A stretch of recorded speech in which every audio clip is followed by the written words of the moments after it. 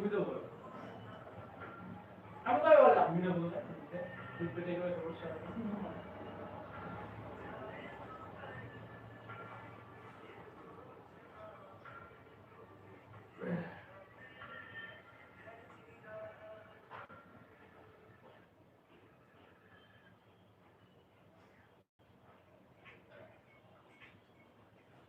আমি না শিক্ষিত ছিলাম না কিছু ছিলাম, তাও আমার নিজস্ব দিমাগ চালাইছেন।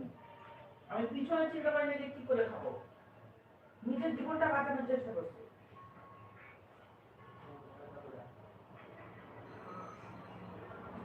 এবার ভাবে আমি এখানে অ্যাশ করি, ভালো মন্দ খাইতে পাই, ওখানে কষ্ট,